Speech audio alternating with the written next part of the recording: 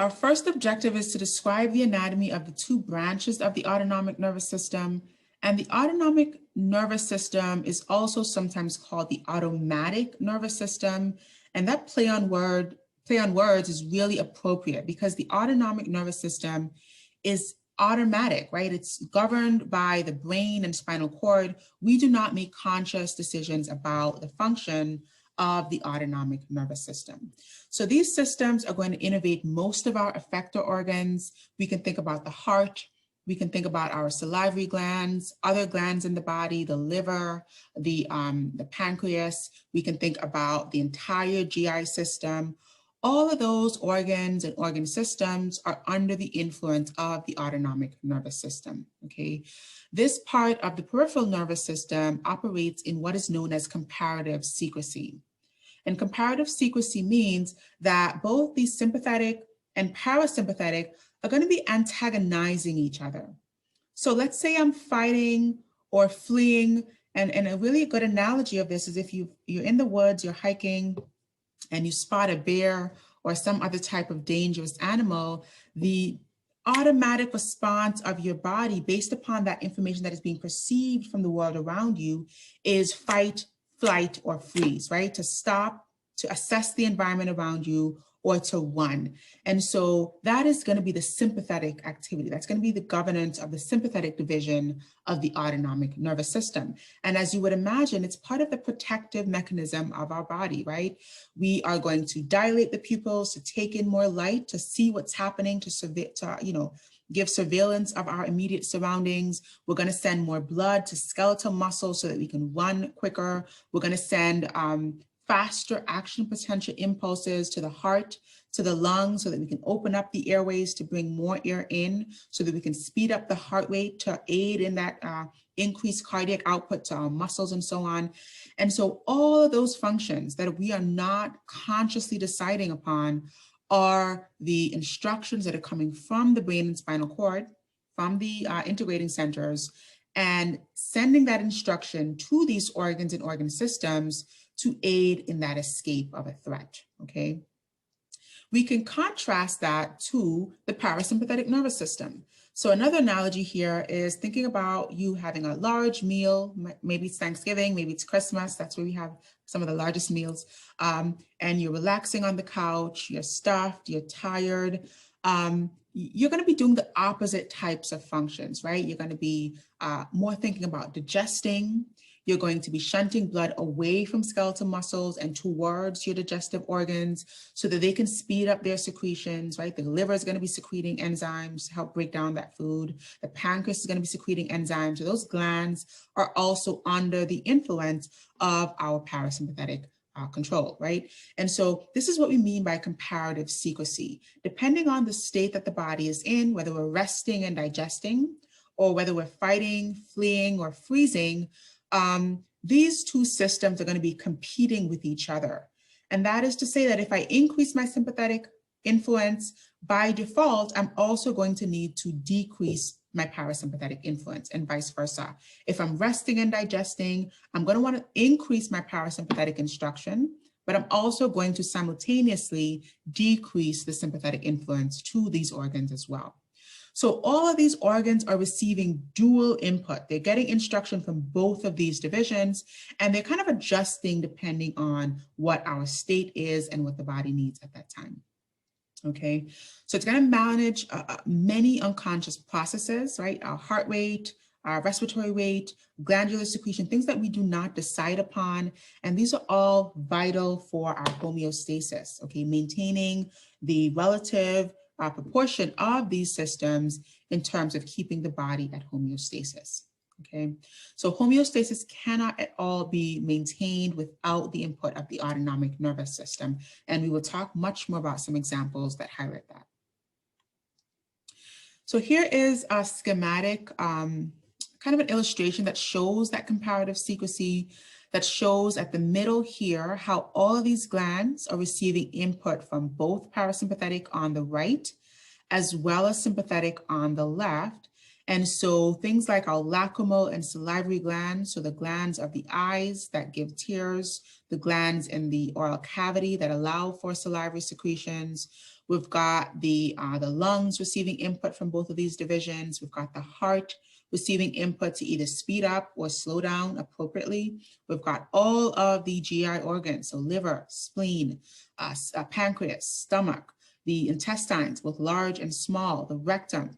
We've also got the bladder down here, which also is involved in an autonomic function, right? We don't decide consciously when we want to avoid the bladder, unless we're looking at the external sphincter, which is an entirely different portion, but the bladder is also under autonomic control. And then finally, the genitalia here. So this is involving the sexual response, which is also under the autonomic influence as well. So further looking at this, we can see that the left part of this instruction, or the left part of the influence, is the sympathetic nervous system. And that has an entirely different anatomical makeup than the parasympathetic here on the right. So the areas of the spinal cord that have the nerves that are sending these sympathetic instructions are going to be T1 to L2. So T1 being the first thoracic spinal nerve, all the way down to L2 being the second lumbar spinal nerve. And these are the regions of the spinal cord that give rise to the fibers that have the sympathetic instruction, okay? I also want to point out here that there's a branching point, right? There's this structure here that's adjacent to the spinal cord that's called the sympathetic chain, which is where these nerves will synapse to. And we'll talk a lot more about these structures, but these are essentially ganglia, okay? And so there's gonna be a short presynaptic neuron going from these regions of the spinal cord to the sympathetic chain, and then a much longer postsynaptic neuron that goes from the sympathetic chain all the way out to the organ that is being influenced, okay? And we can compare that to what's happening with the parasympathetic nervous system. So to start, the regions of the spinal cord that are responsible for initiating, right, the fibers that are arising are from completely different areas of the central nervous system. So in the parasympathetic, the fibers are coming from the cranial nerves 3, 7, 9, and 10. So cranial nerve 3, which is the oculomotor nerve, cranial nerve 7, the facial nerve, cranial nerve 9, the glossopharyngeal, and cranial nerve 10, the vagus. And so these are the areas of the brain and spinal cord, really the medulla of the spinal cord here, which is the first part of the spinal cord, which is the central part of the brain, really. That is where the fibers arise from for the parasympathetic instruction. And then we also have S2, S3, S4, which are the very distal aspects of the spinal cord, also giving rise to the parasympathetic fibers going to the distal organs, really the rectum, the bladder, and the genitalia, okay? The difference in the anatomy here is that the presympathetic neuron is going to be a much longer neuron. It's going to go from these regions of the brain and spinal cord here all the way out to a ganglia that is much closer to the organ that is being influenced. So as we can see, the ganglia here are much closer to the spinal cord, giving us a shorter presynaptic neuron and a longer postsynaptic neuron. But as far as the parasympathetic system, the ganglia are really far away from the spinal cord. And so we have a longer presynaptic neuron synapsing here to this ganglia, and then a very short postsynaptic neuron, okay? And we will continue to add some more details as we look at that main layout, but this is a really great study tool for you to just summarize the main differences between the parasympathetic and the sympathetic in terms of the anatomy. Okay, let's get into the anatomy of each of these divisions and add some more details. So we have two neurons that are associated here. In the instance of the autonomic nervous system, we're going to call our presynaptic neuron a preganglionic neuron. We're going to call our postsynaptic neuron a postganglionic neuron. So the terminology is slightly different here because we're looking at a ganglia that is outside of the central nervous system, okay? And And so the autonomic ganglia are going to be communicating from the preganglionic, that first neuron, to that postganglionic, which is that second neuron. And then we also have some very rare intrinsic neurons that can also bridge this communication as well. Let's look at the effector organs that are being influenced or that are receiving the instruction. So we've got cardiac muscle, we've got smooth muscle, we've got glandular tissue, all types of glands. So we've got glands that are in the head and neck, salivary glands, the lacrimal glands of the eyes. We've got the GI glands, so pancreas, liver, etc. And then lastly, we've got the adipose tissue. So our fat tissue, where those fat cells can also receive instruction or information from the autonomic nervous system as well. So here's a general layout or a simplified view of that communication. We have the central nervous system where these fibers are arising from. Now we want to bear in mind that the fibers can be arising from T1 to L2 if it's the sympathetic division, or cranial nerve 3, 7, 9, and 10, S2, S3, S4, if it is the parasympathetic. So while we are generalizing central nervous system in this view, we want to keep in mind that it can be different aspects of the brain and spinal cord for the different divisions of the autonomic nervous system. So that fiber is going to arise from central nervous system. It's going to travel out into peripheral nervous system, right? This is an efferent fiber. And then it is going to synapse at a ganglia. So anytime we have somas or cell bodies or dendrites where we have that synaptic communication that is not in the central nervous system, we call that a ganglia. Okay, I'll say that again.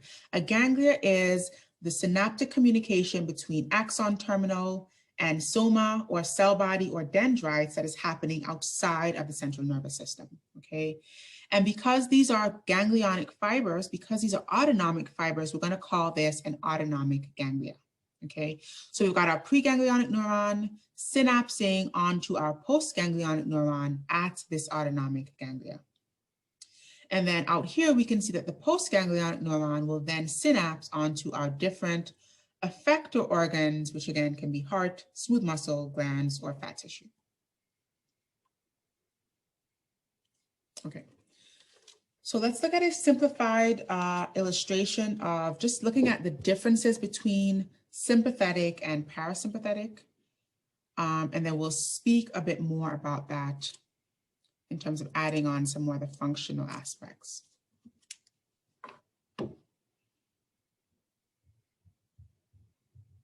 Okay, so we're looking here at the anatomy of the autonomic nervous system.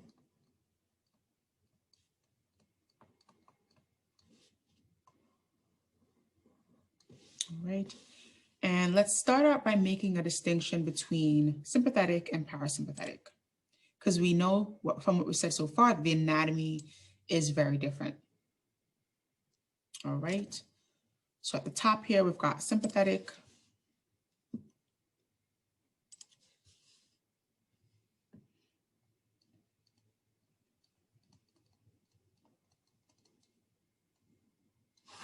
And then at the bottom, we will look at parasympathetic.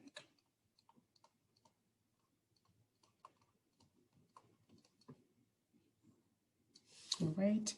And so let's start out by looking at the region of the spinal cord where these fibers are arising, okay? So here's a cross section or a cut section of the spinal cord. If we took the spinal cord, cut it right across a horizontal view, we would see this cross-sectional view and we would be able to appreciate the various regions of the fibers that are coming off here, okay? So this is kind of what the spinal cord looks like if you were to cut it horizontally. And so we've got several different regions here that we'll label out to start. We have the dorsal horn.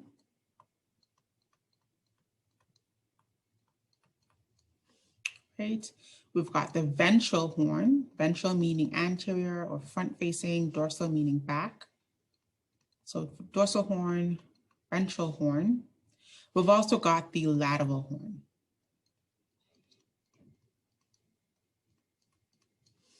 All right.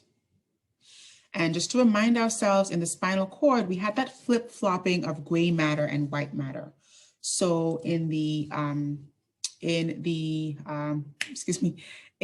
spinal cord, the gray matter is going to be centrally located. So all of this is gray matter.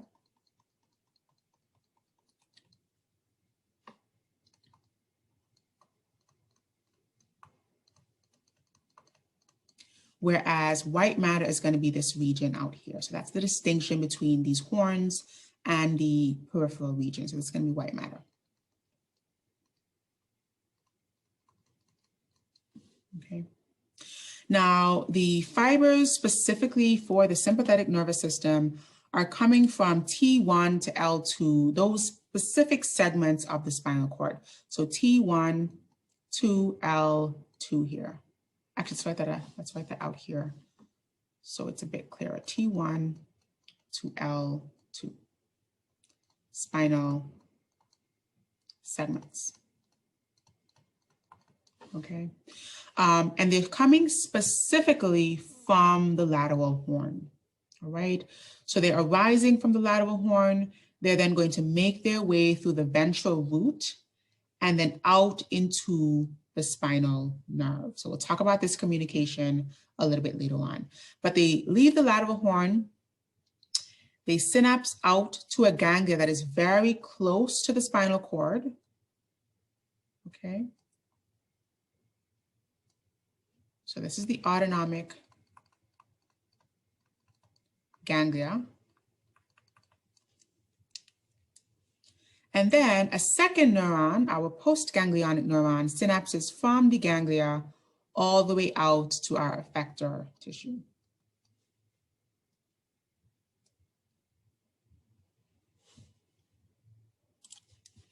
So out here we have our effector tissue. And again, this can be several tissues that we talked about: cardiac muscle, smooth muscle, glands, etc. Alrighty. So on that basis, this is our preganglionic neuron. Preganglionic neuron, which is very short, versus our postganglionic neuron,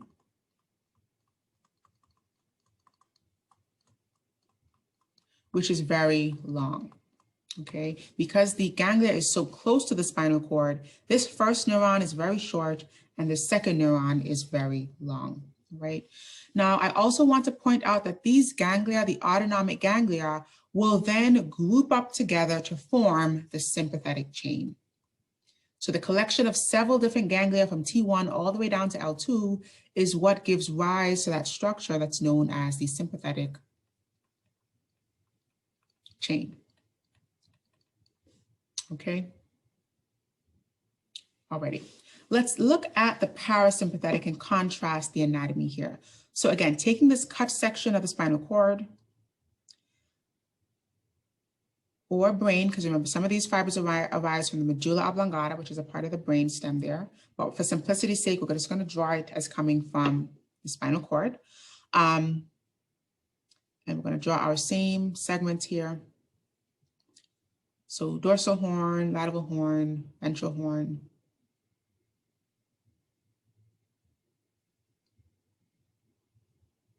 Okay. Here we know that the fibers arise from a completely different aspect, a completely different part of brain and spinal cord. These are coming from cranial nerve 3, 7, 9, and 10. Okay. Cranial nerves 3, 7, 9, and 10. And then the sacral nerves S2, S3, S4. Okay, really important to make the distinction. So these fibers come from T1 to L2. These fibers come from cranial nerve 7, 3, 7, 9, 10, S2, S3, S4, right? The fibers are also arising from the lateral horn. So they also come from the lateral horn. They're going to go through the ventral root, and again, we'll talk about that going forward. But for simplicity's sake, we go from the lateral horn, And we have a very long preganglionic neuron that goes all the way out to a ganglia that is very close to the effector tissue. And then we have our postganglionic neuron, which goes to our effector tissue.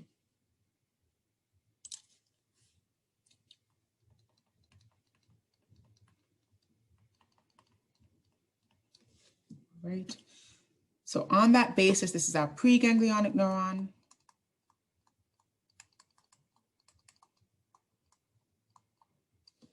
Which is very long, versus our postganglionic neuron,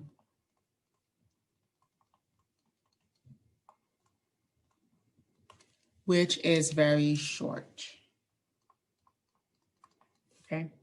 So really important to contrast the anatomy with the fibers here.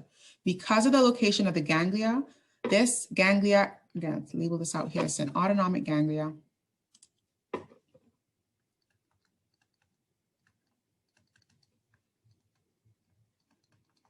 This ganglia in the sympathetic system is very close to the spinal cord, whereas the ganglia is very close to the effector tissue in the parasympathetic system. And so that's what gives us the disparity between the length of the preganglionic and postganglionic neurons in both of these systems, respectively. Alrighty. I also want to point out that as far as the sympathetic signal goes, we have several different routes of communication here. So I'm going to add that here as well. The sympathetic chain is one of those routes of communication. We also have a collateral ganglia.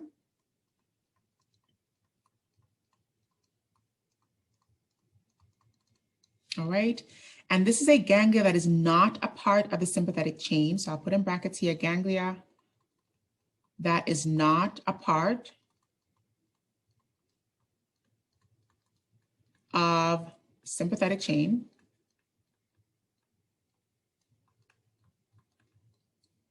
All right. And then the third option for communication of sympathetic signals is the adrenal medulla gland. Okay. And again, we'll add more details and talk more about this, but I really want to introduce it as we talk about the basic anatomy here. So the adrenal medulla, specifically the chromaffin cells that are found here. Alrighty. Okay. Another important distinction that I'd like to make here is that there is no parasympathetic chain. There is no synonymous structure in the parasympathetic system. So a lot of students often think that there's some type of parasympathetic chain in the parasympathetic division. There is no such thing, and there is no synonymous structure. So there's no structure that is like that in the parasympathetic system. There are only the individual autonomic ganglia, and because they are so far interspersed, because they are so close to the effector tissue, which are at different anatomical locations, right? It can be in the eyes, close to the lacrimal gland. It can be the oral cavity, close to salivary glands. Because they are so far out, they are not connected the way that the sympathetic ganglia are, because they are much closer to the spinal cord. Alrighty, so there's no parasympathetic chain, and there is no synonymous structure in the parasympathetic system. All right. Okay. I also just want to quickly make the division here between central nervous system. Oops, I don't have space. Okay, let's do it down here. Central, I don't have space there either. Let's put it in the middle. Central nervous system and